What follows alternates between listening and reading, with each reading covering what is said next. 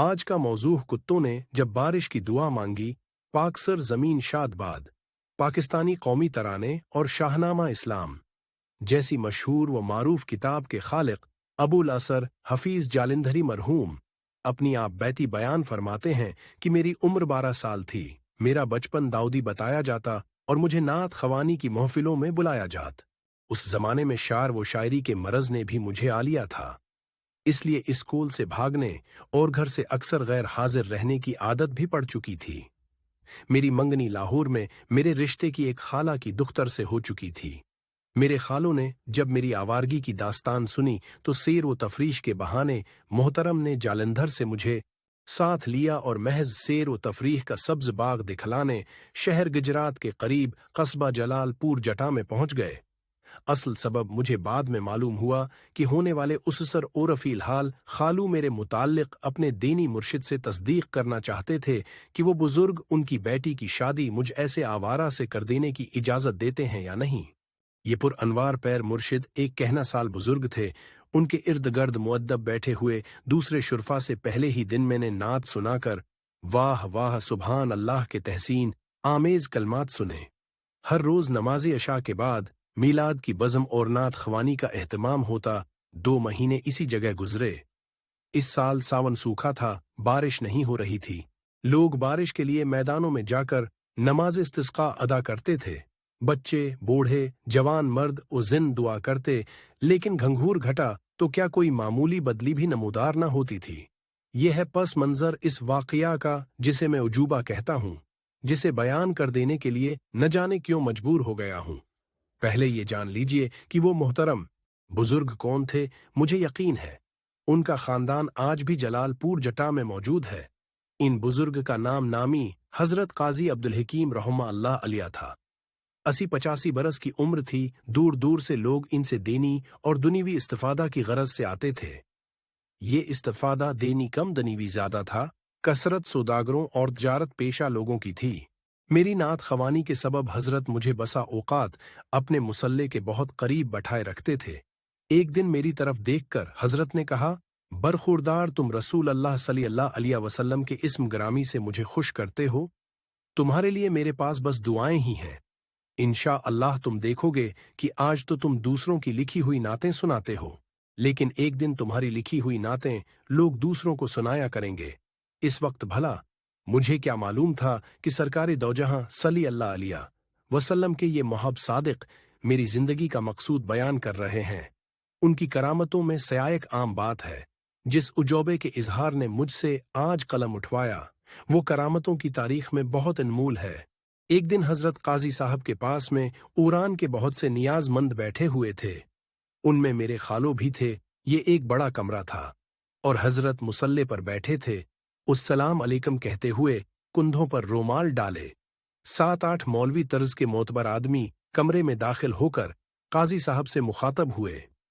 काजी साहब ने वालिकुमुस्सलाम कहा। उनमें सयायक साहब ने फरमाया कि हजरत हमें हजारों मुसलमानों ने भेजा है। यह 4 गुजरात से आवर ये वजीर आबाद से आए ही मैं आप जानते हैं। डॉक्टर टीलर के साथ वाली मस्जिद का इमाम हूँ। अर्ज ये करना है कि आप इस ठंडे गोशे में आराम से बैठे रहते हैं। बाहर खलक खुदा मर रही है। नमाजी और बेनमाज सब बारिश के लिए नमाज पढ़ रहे हैं। क्या आप और आपके अन मुरीदों के दिल में कोई एहसास नहीं है कि ये लोग भी उठकर नमाज में शरकत करें, और आप भी अपनी पीरी की मुस्नद पर से उठकर बाहर नहीं निकलते कि लोगों की चीख व पुकार देखें। अल्लाह ताली से दुआ करें ताकि वो परेशान हाल इंसानों पर रहम करे और बारिश बरसाए। मेरे करीब से एक शख्स ने चुपके से अपने दूसरे साथी से कहा, ये वहाबी है। मैं उन दिनों वहाबी का मफहूम नहीं समझता था, सिर्फ इतना सुना था कि ये सूफियों को बुरा समझते हैं। मुस्कुराते हुए काजी साहब ने पूछा, हजरात आप फकीर से क्या हैं? तवान से एक ज्यादा मजबूत जुसे के मौलवी साहब ने कड़क कर फरमाया, अगर तावीज गुंडा नहीं तो कुछ दुआ करो, सुना है आपकी दुआ कबूल होती है। सुना है पीरों फकीरों की दुआ जल्द कबूल होती है। या अल्फाज मुझ नादान नौजवान को भी तंजिया महसूस हुए। ताहिम काजी साहब फिर मुस्कुराए और जवाब जो आपने दिया वो इस तंज के मुकाबले में अजीब व गरीब था। काजी साहब ने फरमाया, आप कुत्तों से क्यों नहीं कहते कि दुआ करें? ये फरमाना था कि मौलवी गजब में आ गए और मुझे भी उनका गजब में आना कुदरती मालूम हुआ। चुनांचा वो जल्द बड़बड़ाते हुए उठे और कोठड़ी से बाहर निकल गए। काजी साहब के इर्द गिर्द बैठे हुए नियाजमंद लोग अभी गम सम ही थे कि मौलवी साहबान में से जो बहुत बाराब नजर आते थे दोबारा कमरे में दाखिल हुए। उनमें से एक ने कहा, हजरत, हम तो कुत्ते की बोली नहीं बोल सकते, आप ही कुत्तों से दुआ करने के लिए फरमाइए। आप बोले तो हजरत पहले ही क्यों ना कह दिया, कल सुबह तशरीफ लाइए। कुत्तों की दुआ मुलाहजा फरमाइए। मौलवी साहबान तंजन मुस्कुराते हुए चल दिए और मैंने उनके अल्फाज अपने कानों से सुने कि ये सूफी लोग अच्छे खासे मुसखरे होते हैं। जब मौलवी साहबान चले गए तो मेरे खालों से काजी साहब ने फरमाया कि छोटे मियाँ को बुलाइए। छोटे काजी साहब मेहमानों की आओ भगत और अक़ियाम उताम का सारा इंतज़ाम उन्हीं के सुपुर्द था। अनवा व अक़साम के खाने और दीगें काजी साहब की हवेली की ड्यूढ़ी और सहन में पकती रहती थीं। साथ ही एक छोटी सी खूबसूरत मस्जिद थी जिसमें अशा की नमाज के बाद नात खवानी हुआ करती थी और मैं ज़ौक़ व शौक़ से यहाँ नात खवानी किया करता था। मेरे खालो उनके छोटे भाई को लाए तो काजी साहब ने उनसे कहा, मियाँ, कल सुबह 200-300 कुत्ते हमारे मेहमान होंगे, आपको तकलीफ तो होगी, बहुत सा हुलवा रात तैयार करा लीजिए। ढाक के पत्तों के 150-200 गड्ढुए शाम को मंगवा कर रख लीजिएगा। ड्यूढ़ी के बाहर सारी गली में सफाई भी की जाए। कल नमाज फज्र के बाद हम खुद मेहमानदारी में शामिल हूं।